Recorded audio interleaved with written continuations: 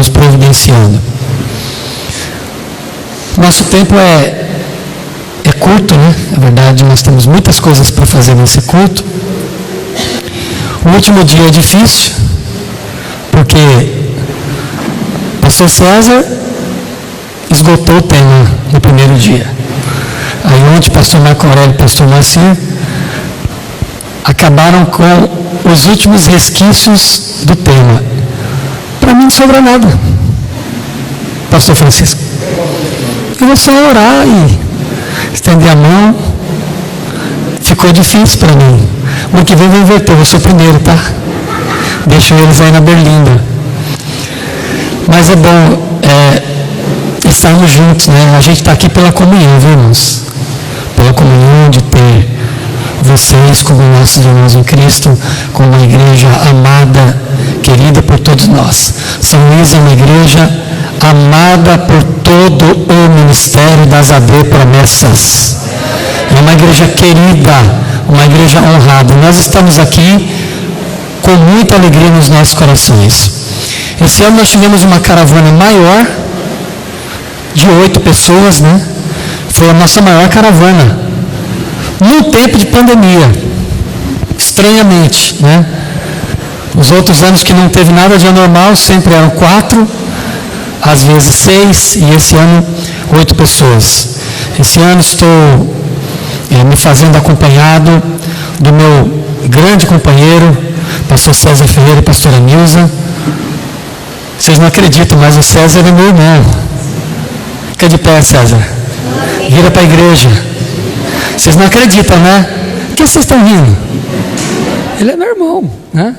E nós já são 6 anos que a gente viaja no mesmo avião para estar juntos aqui com São Luís. É uma alegria ter a companhia de vocês. Pastor Marco Aurélio, pastora Nádia, que não vieram aqui, não é a primeira vez agora, mas faz 23 anos que vocês não vêm. Não é menos. Lá no restaurante era 18 anos, agora aumentou para 23. Pastor Marco Aurélio esteve aqui quando nós fizemos aliança com vocês, não foi? Logo depois vieram o pastor João Alexandre e a pastora Luciana. Então é uma alegria ter a companhia do pastor Marco Aurélio, pastora Nádia. Nós combinamos para não voar no mesmo avião. Vocês sabem, né? Por que a gente combinou isso, né? Para a presidência não ficar sozinha caso aconteça alguma coisa. Brincadeira, irmãos, nós não conseguimos a passagem no mesmo avião e é uma alegria tê-los conosco, uma alegria poder ter a companhia de vocês. Deus abençoe. Minha esposa Gislaine, que todos os anos me acompanha, está ali, dispensa apresentações. Convidados muito especiais também são pastor Macir, pastor Andressa, que são da Assembleia de Deus do Belém, lá de São Paulo, e são nossos convidados. Já os sabiam da escola bíblica já há mais de 2 anos, e esse ano eles manifestaram interesse de estar conosco, e nós aumentamos a nossa caravana, pastor Chagas. É uma alegria ter a presença deles também conosco. Então eu queria que vocês aplaudissem pela vida da nossa caravana.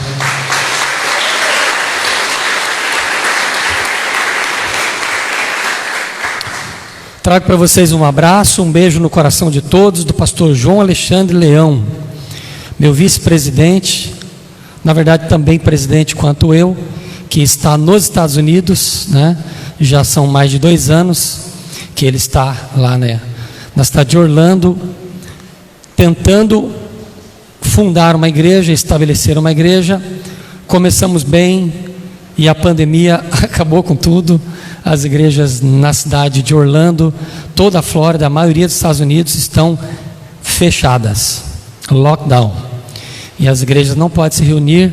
E já desde o mês de abril que pastor João não faz mais cultos no templo, apenas cultos na sua casa para um grupo pequeno de 15, 20 pessoas no máximo. Ele mandou um grande beijo a todos vocês, e assim que os documentos dele estiverem regularizados para voltar, para pisar em solo brasileiro, ele estará vindo aqui com certeza a São Luís para estar conosco. Pastor Chagas, muito obrigado por tudo, desde já. Eu não terei tempo para agradecer depois. Quero agradecer a recepção de vocês. O povo de São Luís é um povo muito bom, é um povo muito caloroso, muito abençoador. É assim que nós vemos vocês, não sei se toda a equipe, mas assim que nós enxergamos vocês, viu? Talvez eu não consiga abraçar todo mundo, conversar com todo mundo, é corrido, e eu quero agradecer desde já tudo que vocês fazem por nós, direta ou indiretamente. Deus vos abençoe poderosamente. Muito feliz também de ver o meu companheiro pastor Francisco, que está em Teresina, começando uma grande obra, né? Lá no Piauí. É uma alegria revê-lo, querido pastor, sua família, é uma bênção, viu? Um homem que eu aprendo a amá-lo facinho, né? Pelo jeito que ele tem. É uma bênção poder ter companheiros assim. São esses os meus agradecimentos a vocês, viu? E nós vamos agora para a palavra de Deus. Tentarei não cansar vocês e não dar sono em vocês, né? Vou tentar. Nós estamos tratando do tema características de uma igreja que causa impacto no mundo. Esse tema foi falado durante vários minutos, algumas horas e 2 dias, 2 noites, e eu não quero evitar chover no molhado, né?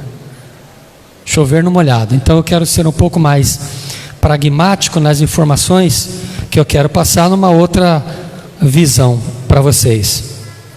Mas o assunto é o mesmo. Louvo a Deus pela vida dos meus companheiros. Você vai abrir a sua Bíblia no livro dos Atos dos Apóstolos, capítulo de número 20, versículo 28. Apenas um versículo para a nossa meditação. Põe uma água para mim aqui, gente, por gentileza, que esse calor de vocês aqui é terrível.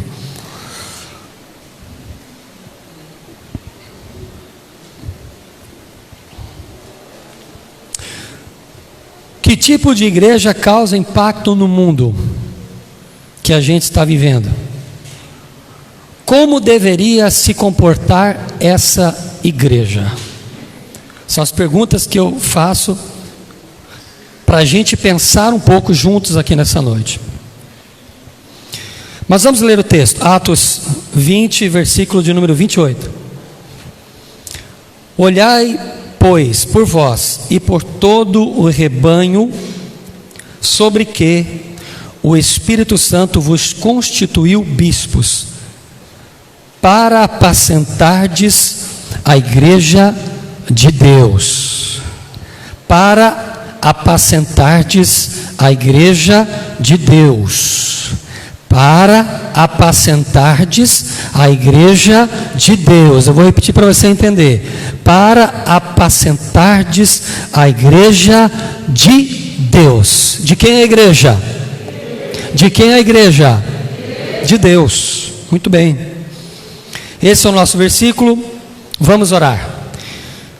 Pai querido, nós te agradecemos por estar aqui nessa noite. Muito obrigado, Senhor, pela tua fidelidade, pela tua grandeza, pelo teu amor.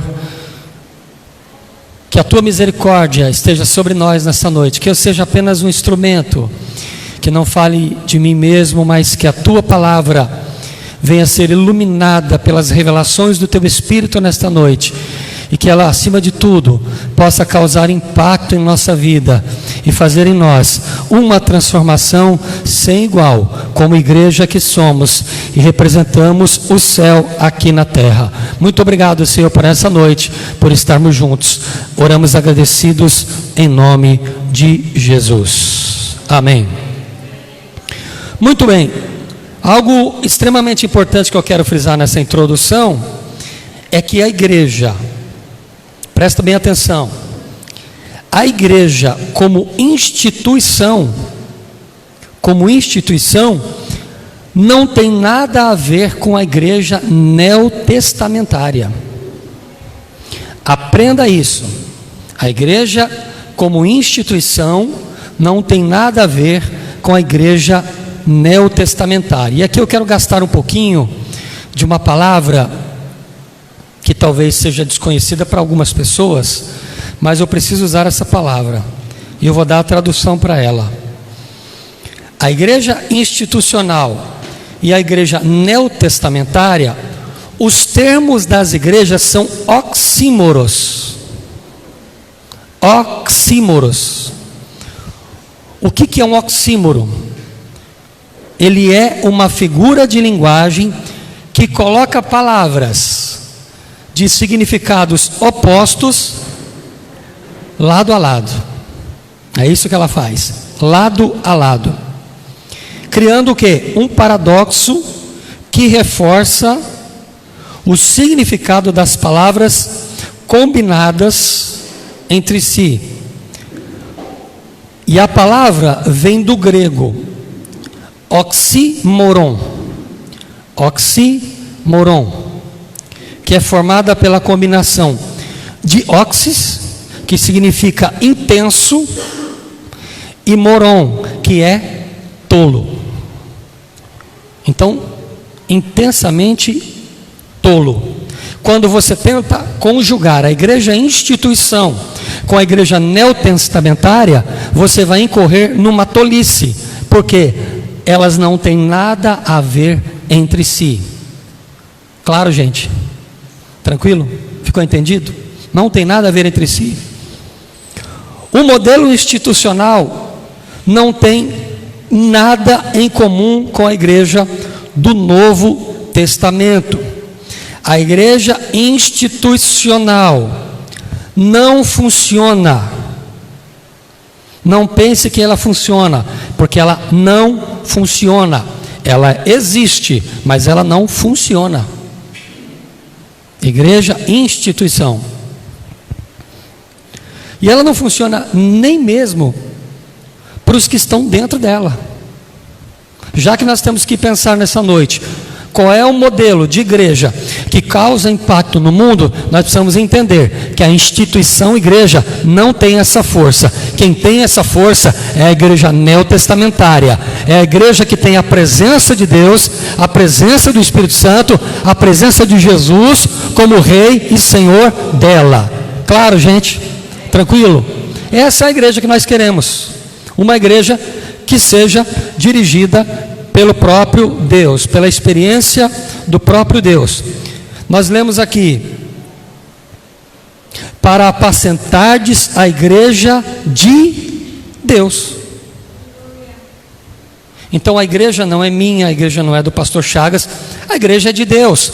Nós apenas somos homens escolhidos para estarem à frente da igreja, como vocês também foram escolhidos para estarem atuando à frente da igreja nas várias vertentes das funções ministeriais, do pastor ao cooperador, do pastor ao líder de louvor, do líder de louvor à professora de crianças, ao professor da escola dominical. Então a igreja, como instituição, ela tem essa organização que é humana.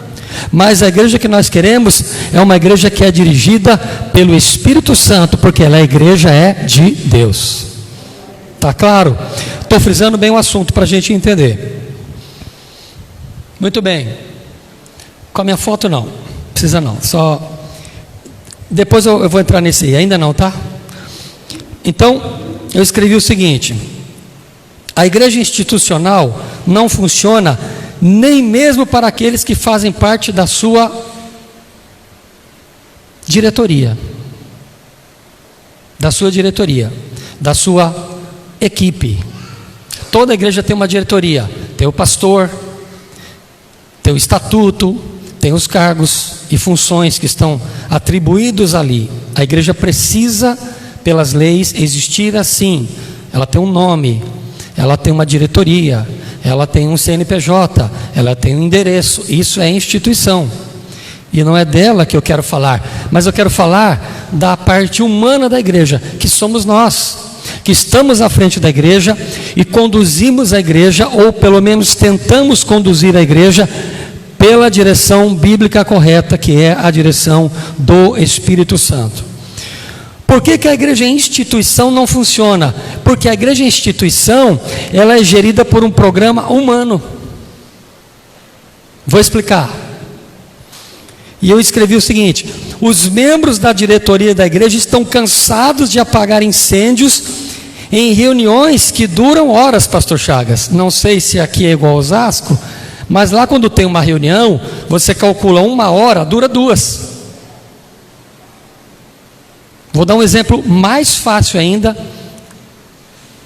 quando a gente fala do departamento feminino da igreja. As mulheres vão fazer um uniforme para cantar na festa. E aí, a mulher líder pergunta: que cor será? Algumas mulheres já riram. Eu já vi que escolheram preto. Já vi. Mas se fizer essa pergunta, pastora Loide, dá problema ou não dá? Dá. Por quê? Isso é instituição. E quando a gente fala disso, isso queima a gente. Dá estresse. Por quê? Quando vai se escolher, cada um tem uma opinião diferente. Isso não tem nada a ver com a igreja de Jesus, porque isso não interessa para Jesus. O que interessa para Jesus é uma igreja que tem uma obra salvífica, uma igreja que alcança o pecador, não importando a cor do seu uniforme. Meu irmão, quando se tenta colocar um uniforme para diácono e para diaconisa, que envolve uma cor ou um modelo, meu irmão, só dá pau, só dá problema. Eu não vou usar, porque eu comprei um vestido novo e eu vou usar nesse dia. Nesse dia eu não vou pôr uniforme.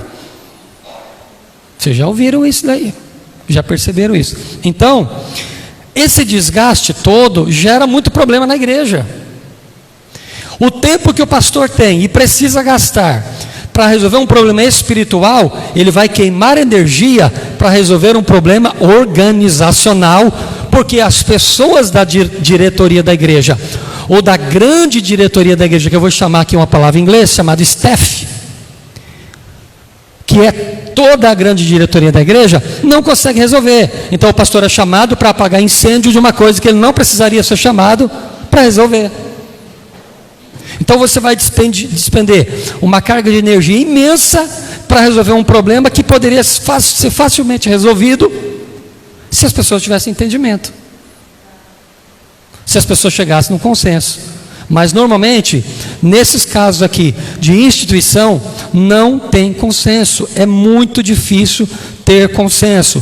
Então os membros da diretoria da igreja, a grande diretoria, o staff da igreja, estão vivendo, apagando incêndios em reuniões que duram horas, em conversas que duram horas, e aí vão gastar tempo e energia com assuntos administrativos que não têm tanta relevância para a igreja. Percebe? É desgastante, irmão, é desgastante para nós pastores termos que sentar com crentes maduros para resolver problemas que poderiam ter sido perfeitamente resolvidos se eles tivessem conversado entre si quando deu o problema. Mas quando tem o problema, pega fogo o negócio, o pastor é chamado, abre o extintor, apaga o incêndio, mas tem que visitar aquele e visitar o outro ferido também. E o pastor perde tempo com coisas da igreja, instituição. E não gasta tempo, pastor Macir, com a igreja, que é a igreja espiritual, que é a igreja de Deus. É assim que funciona. Então, isso que eu estou dizendo aqui, esses assuntos administrativos não tem nada a ver em comunicar a presença e o poder de Deus para a comunidade, porque a gente, em vez de estar levando o evangelho para a comunidade, para as pessoas, a gente fica dentro da caixa, da sala de reunião, da igreja, gastando horas e horas com aconselhamento que às vezes não dá em nada. É isso que acontece. E eu escrevi o seguinte: a igreja institucional, portanto, é igualmente falha em cumprir a grande comissão. A igreja instituição é assim, falha. Não funciona para ninguém, porque Deus não projetou a igreja para operar de acordo com o modelo institucional. Deus não programou assim. Qual é o modelo bíblico? eu fui atrás do modelo bíblico com base nesse texto aqui. Então o modelo bíblico contém pelo menos 4 informações para nós. Eu vou trazer uma linguagem um pouco mais simples, né? Não uma linguagem tão bíblica, uma linguagem mais simples, mas eu queria dividir em 4 partes. Primeiro, o modelo bíblico da igreja é protegido pela diretoria. Calma que eu vou explicar. Não é diretoria de empresa, mas entenda, um diretor. Modelo protegido pela diretoria. O que são, como compõe essa diretoria? São os pastores, os bispos, os anciãos ou superintendentes.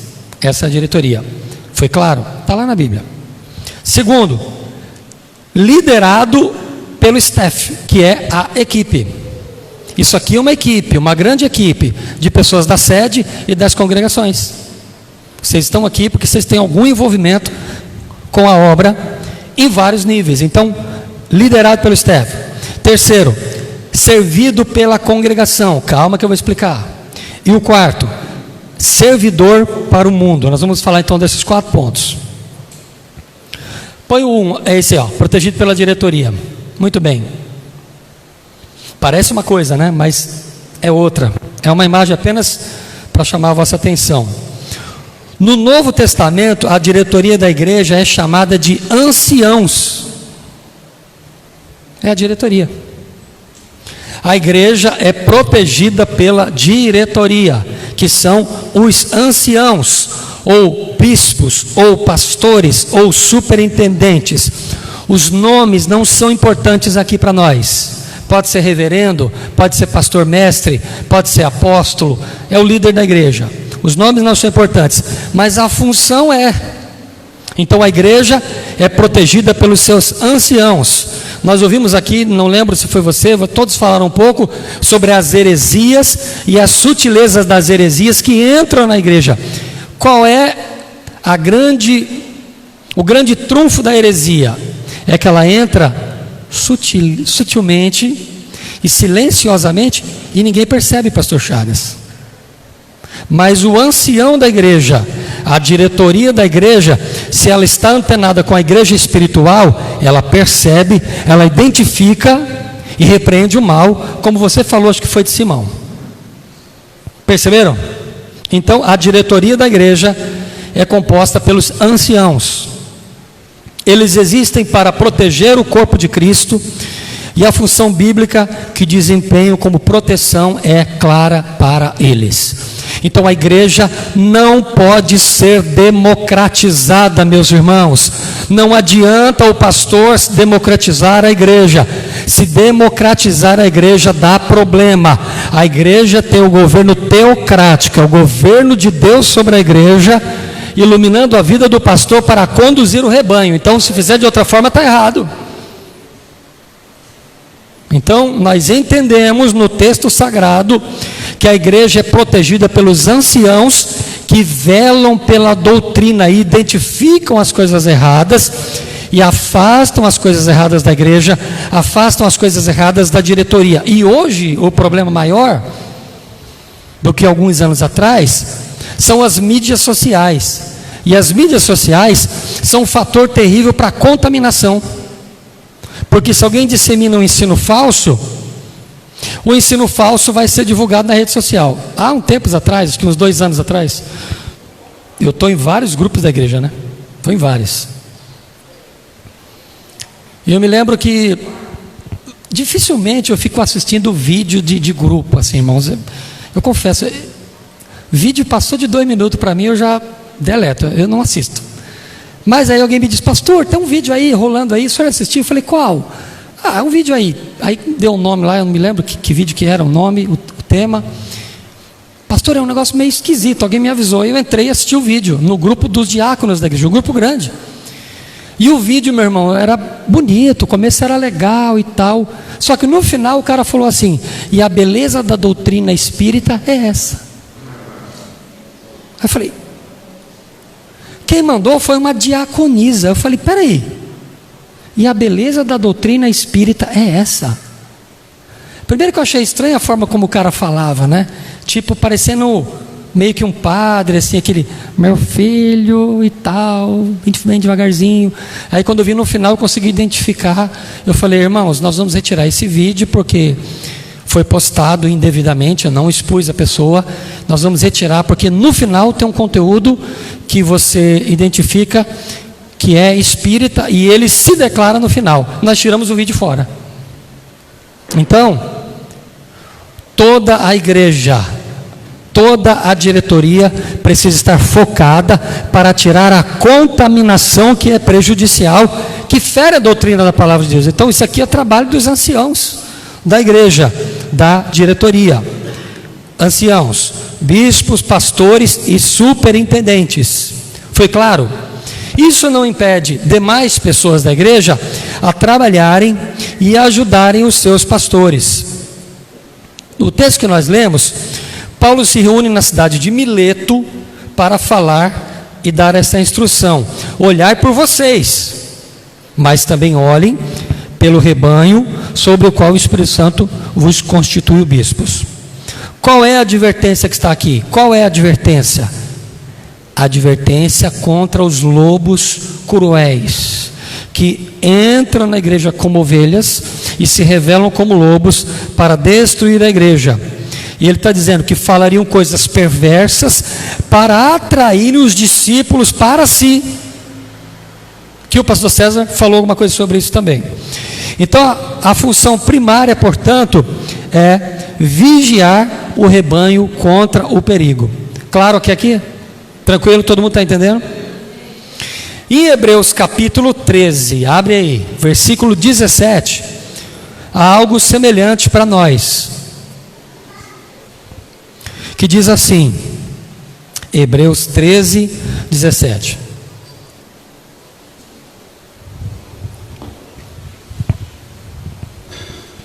Obedecei a vossos pastores e sujeitai-vos a eles. Meu irmão, pastor não quer saber de obreiro desobediente, não. A gente até tolera, né, pastor Chagas, por um tempo, tolera, dando umas corrigidas, mas nós não podemos tolerar obreiros desobedientes, porque aqui diz, obedecei a vossos pastores e sujeitai-vos a eles. Então, meu irmão, se você é desobediente, se você é da turma do contra, se você rema ao contrário, é só uma questão de tempo. O Espírito Santo vai tirar você da diretoria, vai tirar você da igreja, porque você está atrapalhando. A verdade é essa, vai estar atrapalhando. Obedecei a vossos pastores, sujeitai-vos a eles, porque velam por vossa alma como aqueles que hão de dar conta delas. Essa proteção é falada de forma tão veemente que é proteger o corpo de Cristo dos falsos mestres e das doutrinas por eles expostas. Pastor César abordou com muita clareza sobre a situação de Simão. Então, a sã doutrina precisa ser ensinada. O ministério da palavra, ouça bem isso, o ministério da palavra é atribuição exclusiva do pastor. O ministério da palavra é atribuição exclusiva do pastor. O pastor cede o púlpito se ele sentir que deve ceder. O pastor autoriza alguém a pregar no lugar dele se ele sentir que deve autorizar. O pastor tem a autoridade. Não confunda as coisas. Meu irmão, não invente moda. Aprenda isso. Por quê? Por exclusividade? Por orgulho? Não. Por cuidado para conservar a sã doutrina. Você prega numa igreja há 10 anos, pastor Macir, ensinando a palavra correta, vem um aventureiro que você acaba gostando dele, ele te convence, ele tem uma lábia interessante, você permite que ele suba no seu púlpito, ele destrói a sua igreja com menos de 1 hora de palavra errada. Então, mais uma vez eu falo para os pastores das nossas igrejas, das filiais, sejam seletivos naqueles que vocês colocam para pregar a palavra de Deus. Se não tem os requisitos para pregar a palavra de Deus, não dê o seu púlpito. Não permita ensinar, não permita instruir. Eu estou falando de púlpito, mas estou falando de toda a igreja. Então o ministério da palavra é atribuição exclusiva de quem tem o dom pastoral e da sua equipe pedagógica.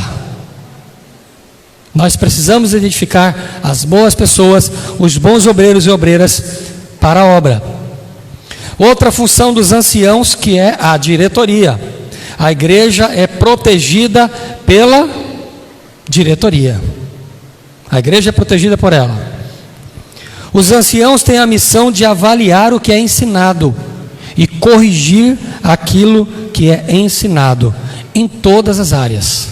Na música, no departamento infantil, no departamento dos jovens, em todas as áreas, precisa ser avaliado, precisa ser pesado. E é lógico que o ministério não está restrito, o ministério da palavra não está restrito àquilo que se prega no púlpito, mas também tudo aquilo que é comunicado pela igreja nas mídias. Nós vivemos agora um tempo, esses meses atrás, que dependíamos muito das lives, dos celulares, das câmeras, não foi assim? E vários departamentos da igreja de Osasco tiveram que usar as lives para comunicar as suas informações. Então, isso precisa ser verificado, sempre verificado, para que o conteúdo seja adequado à visão espiritual da palavra de Deus, alinhado com a filosofia da igreja. Só isso, alinhado com a visão do ministério e a filosofia da igreja. Qual é a missão da diretoria? Os anciãos são protetores da verdade entre o povo de Deus, vigiando contra os falsos ensinos. Então a gente precisa combater os ensinos errados que tem por aí. Meu irmão, tem muita coisa errada. Porque as pessoas querem inventar um negócio para ficar bonito, para ficar chamativo, e dá problema.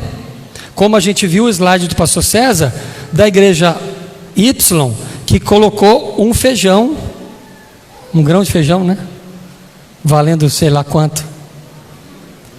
Não tem nada a ver com a igreja isso aí. Isso é instituição. Isso não é igreja neotestamentária. Mas eu não vou gastar muito tempo com isso não. Vamos acelerar um pouquinho mais. Segundo, além da diretoria, é a igreja liderada pelo staff. O que é staff? É equipe. Só isso, equipe. Equipe que existe na igreja. O que é o staff? Eu vou clarear.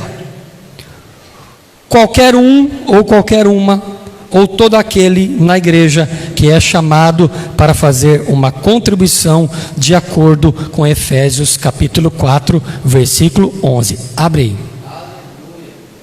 Vamos ver o que é isso. Efésios capítulo 4, versículo de número 11. Pra vocês não ficar com sono, fica todo mundo de pé. Todo mundo de pé. 4:11. E ele mesmo deu uns para apóstolos, e outros para profetas, e outros para evangelistas, e outros para pastores e doutores, querendo o aperfeiçoamento dos santos para a obra do ministério, para a edificação do corpo de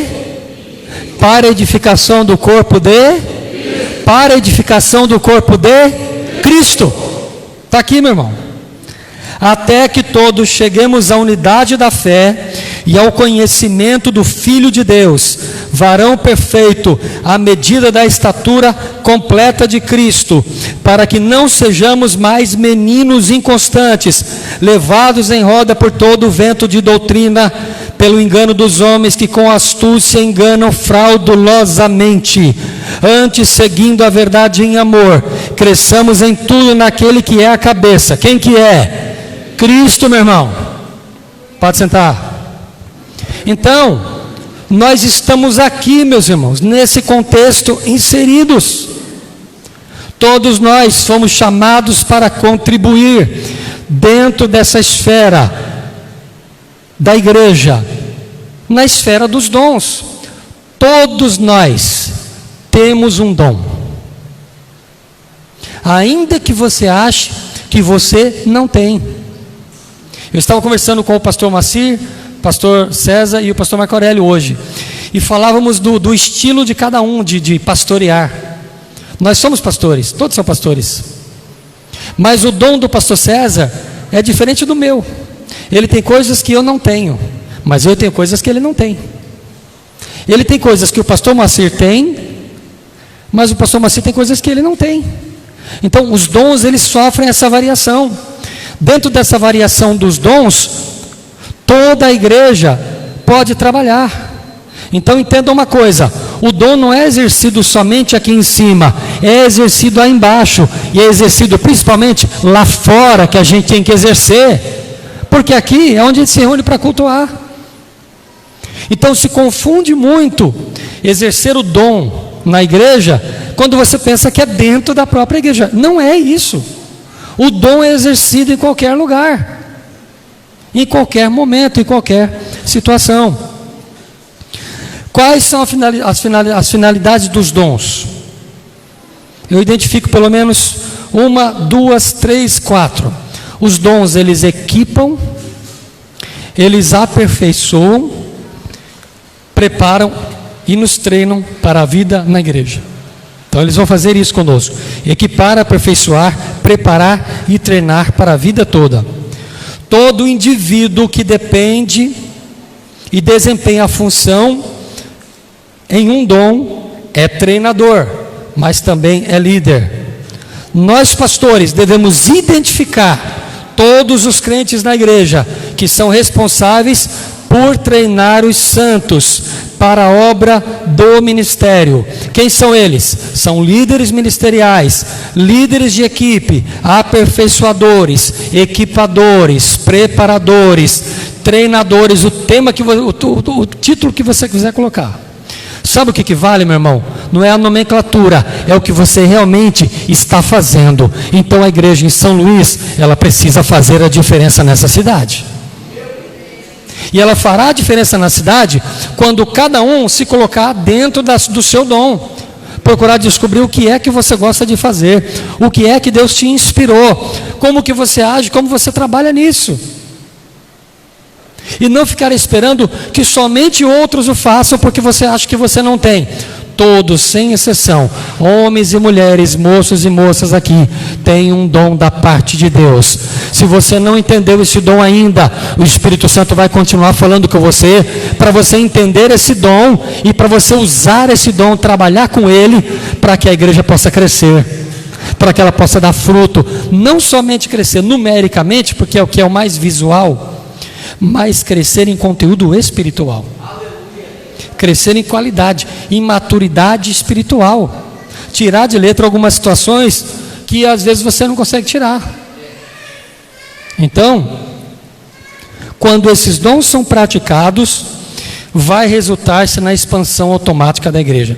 E aí me veio uma coisa que eu estava ontem observando, a palavra do meu companheiro pastor Marco e pastor Moacir, falando de instituição e falando de igreja. O maior evangelista de todos os tempos morreu, acho que tem mais ou menos 3 anos, foi Billy Graham. Todo mundo já ouviu falar em Billy Graham? Billy Graham. A instituição do Billy Graham, que eu não me lembro o nome agora, que cuida do trabalho dele, contabilizou que ele havia ganhado, desde o final dos anos 60 até menos de 10 anos atrás, quando ele fez a última pregação e depois ficou recluso, mais de 30 e poucos anos de ministério, Billy Graham, foram computados no trabalho dele de ganhar almas, 2.999.999 almas. 3 milhões, se a conta não está errada, de almas ele ganhou ao longo de 35 anos ou mais de ministério. Quase 3 milhões de almas contabilizados nas suas cruzadas evangelísticas, que eram realizadas em ginásios esportivos e campos abertos. Não eram realizadas em igrejas.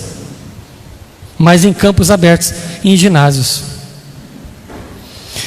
Mais uma certa altura do ministério do Billy Graham, quando ele tinha aproximadamente 20 anos de ministério, a crítica mundana foi atrás do Billy Graham, a sua assessoria de trabalho, disseram para ele assim: olha, nós queremos uma entrevista com o pastor Billy Graham, porque nós estamos avaliando vídeos antigos da sua história e percebemos que o segredo dele ganhar almas nesses eventos que ele faz é a música.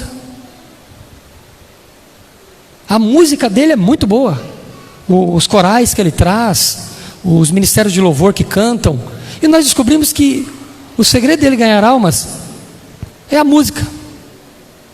E o diretor da cruzada Billy Graham disse: o senhor então disse que é a música. E nós vamos provar para vocês que é a música, porque se vocês aceitarem o nosso desafio, que as próximas 5 cruzadas que ele fizer, nós não sabemos a agenda ainda, onde vai ser, você passa para a gente, e a gente queria pedir para vocês não pôr música. Aí vocês vão ver que não vai ser tanto resultado como foi com as músicas que vocês colocam, porque a música amolece o coração do povo, a música deixa a gente mais macio emocionalmente, e por isso que vocês ganharam tantas almas e vocês apresentam esses números. E o diretor levou isso para o Billy Graham e disse: pastor, foi colocado isso, a mídia está nos pressionando, o que o senhor faz? Eu falei: não, fique tranquilo, tira toda a música da minha cruzada, toda, não vai ter música no começo, nem no meio, nem no fim. Billy Graham aceitou o desafio, foi orar. Primeiro ginásio que eles foram fazer a cruzada, curiosamente, foi nos Estados Unidos. Mais de 40 mil pessoas se reuniram para ouvir Billy Graham. E ele disse: meus queridos, hoje nós não teremos música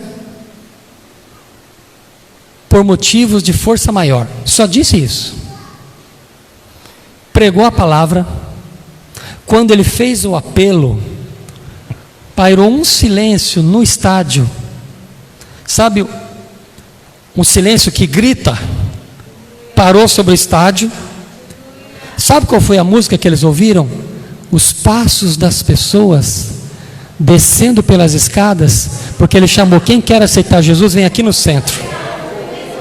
A música foram os passos das pessoas, os pés que pisavam no chão das escadas, descendo para o centro do gramado, para dizer: eu quero Jesus na minha vida, sem uma nota musical, meu irmão. Está aí, irmão, uma coisa que estou dizendo para você: a igreja, a instituição falha, mas a igreja, quando é de Deus, Deus se encarrega de abençoar a sua igreja. E a mídia estava lá para documentar. Nós perdemos, porque esse homem é um homem de Deus de verdade. Nesse dia, foram mais de 5 mil pessoas que aceitaram Jesus de uma vez só. Então, meu irmão, não pense que a igreja precisa de coisas que você acha que ela fica refém, porque a igreja não fica refém. A igreja não fica refém de ministério de louvor, a igreja não fica refém de orquestra, a igreja não fica refém de coral, a igreja não fica refém de quem canta bonito, a igreja não fica sentindo falta de retórica, de mensagem bonita, não. A igreja sente a presença do Espírito, e ela é guiada pelo Espírito. Quando ela é guiada pelo Espírito, o Espírito trabalha na igreja, no meio do povo. E o que a gente faz é só colocar florzinha no bolo, meu irmão. Você pensa que você canta bonitinho, que você é a última bolacha do pacote, se você for embora a igreja vai acabar? Não acaba não, meu irmão. A igreja continua, Deus manda outro no teu lugar melhor que você. Se você acha isso, perdeu, meu irmão. Perdeu. Então, quando nós entendemos que a igreja está além da instituição, irmão, a igreja não é isso aqui que a gente está fazendo aqui hoje. Isso aqui não é igreja. Isso aqui é uma reunião. Igreja somos nós lá fora. O que a gente representa lá fora. Então, quando a gente entende o nosso dom, o nosso chamado, a gente entende que a gente está contribuindo para a expansão do ministério da igreja. E eu escrevi o seguinte: esses líderes, pastor Chagas, demais obreiros, homens e mulheres que precisam ser edificados para trabalharem, para serem o staff da igreja, eles precisam ser avaliados com base na sua maturidade, nos seus dons. Com base na sua maturidade. O que é maturidade? É idade? Não é idade.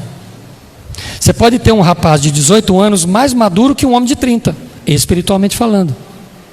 Então a maturidade é o seu nível de conhecimento da palavra de Deus, o seu nível de intimidade com Deus e a sua capacidade, pelo Espírito Santo, de resolver uma situação de crise. Maturidade. Porque os imaturos quebram o pau. Os imaturos quebram as coisas. Os imaturos ofendem as pessoas. Mas quem tem maturidade espiritual releva. Por isso que dá muito problema no meio do grupo de obreiro.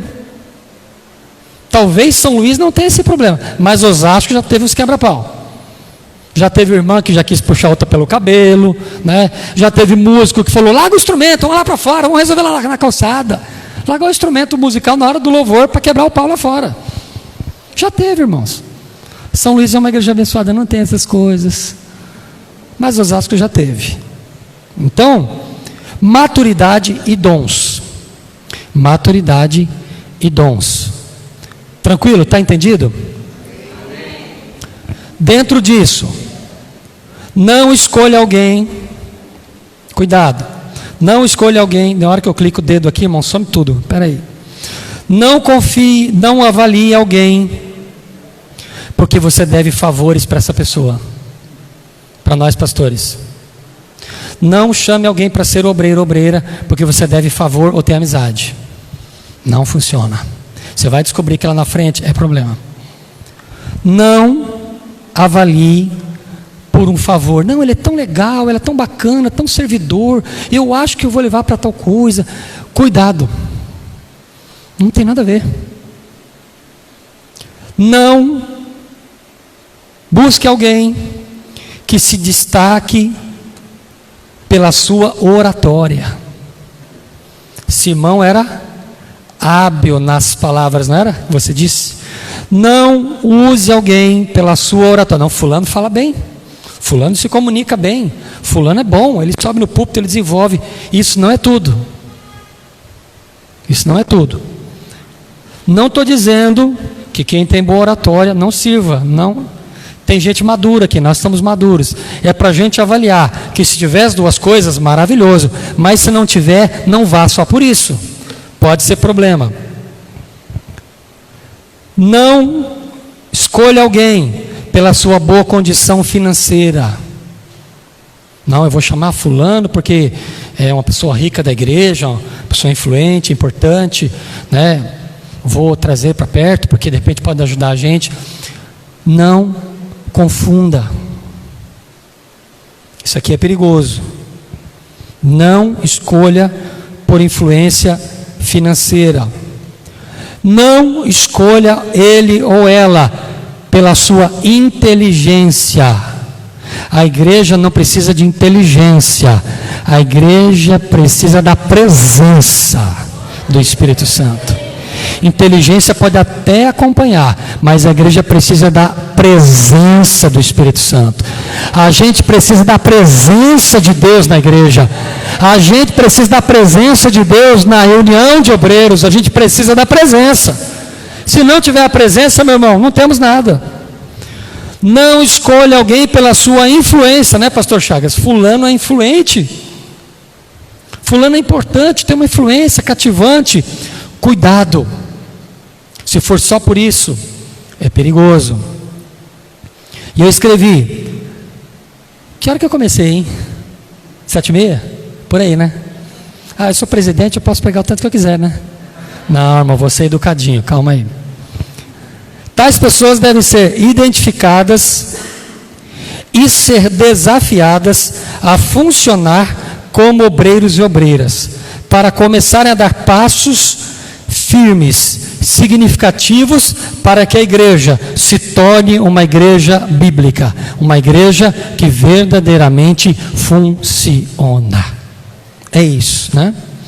A formação e o caráter dessas pessoas, homens e mulheres, devem ser com base na sua conduta espiritual. Como que a gente descobre? Só o tempo que vai trazer esse amadurecimento.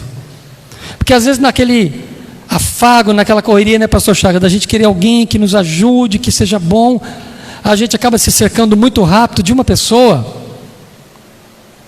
que pode trazer grandes prejuízos para nós, para a igreja do Senhor, né? E acaba tendo que resolver um problema que o pastor vai se desgastar nisso. Então, cuidado. Não, minha frase, né? Não tenha pressa em acelerar o processo de aprendizado de um obreiro. Deixa ele aprender. É melhor dizer não do que um monte de sims que depois você não tem como voltar atrás. Então diga não. Melhor dizer não. Não tenha pressa em acelerar o processo. Nossa, mas o pastor Marcos Rulli é mau, né? Ele está, poxa, o pastor não vai me ver. Agora que o pastor Chagas não vai me ver mesmo. Porque o pastor Rulli falou para não ter pressa. Digo e repito, pastor, não precisa ter pressa. Quem é de Deus está aqui, vai ficar aqui e não vai embora. Quem é de Deus está aqui e vai aprender a esperar o seu tempo. Tem a hora para todas as coisas. O seu dia vai chegar. E quando chegar, é Deus que te levou, porque você não precisa ser levado lá para ser, você já é. Deus só te leva lá para complementar o que você já está fazendo, o que você já é. Vale, amém? Então, não deve-se ter pressa em acelerar o processo, mas observar a conduta. Essa análise, pastor Chagas, você vai ser o modelo. Não pode ser simplória ou rasa. Se a gente analisar com padrão raso, o duro é isso, né, pastor Maciel? Se você pega os qualificativos que Paulo exige lá em Timóteo, ali você já barra metade. E se apertar demais, né, pastor César? A gente perde o obreiro. O obreiro desiste. A pior coisa que tem para nós é quando o obreiro se acha que já está pronto e fala assim, pastor, quando precisar de mim para pregar, o senhor me avisa. Eu já estou entendendo a mensagem. Pode deixar, meu irmão.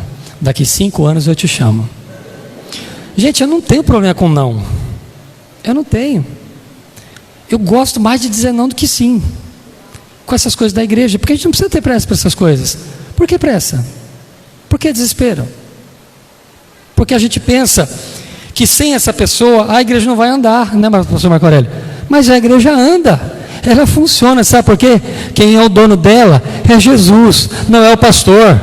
Quem cuida dela e protege ela e segura ela e dá calor a ela é o Espírito Santo.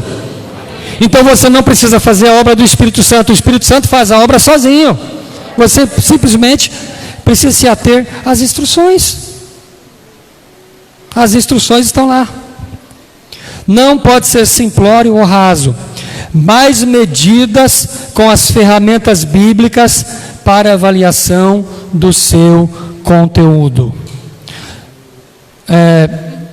Finalzinho dos anos 90, até mais ou menos 2000 e pouco, né, pastor Marco Aurélio? Acho que até 2005, alguma coisa assim, nós tivemos num outro ministério que preenchia-se uma ficha para ser obreiro ou para ser reconhecido para obreiro.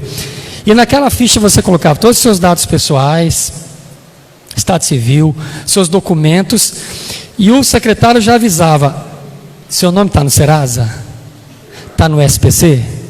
Não, graças a Deus. Se tiver, não vai ser consagrado. Quem é desse tempo aqui? Está errado ou está certo? Vocês acham que está errado ou está certo? Mas a igreja é amor, deixa ele. A igreja é amor. Vamos ser bonzinho, ele vai limpar o nome. Está certo ou está errado? Não está.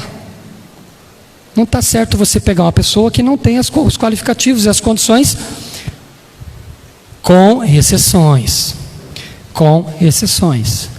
Então, fazia-se isso. Hoje a gente não faz isso, pastor Marco, a gente faz. A gente não faz. A gente confia, pastor Francisco, no que o senhor fala para mim. Eu confio no que o senhor fala para mim. Eu tiro as informações e eu confio. Porque se a gente for preencher ficha, meu irmão, mais da metade não passa no teste.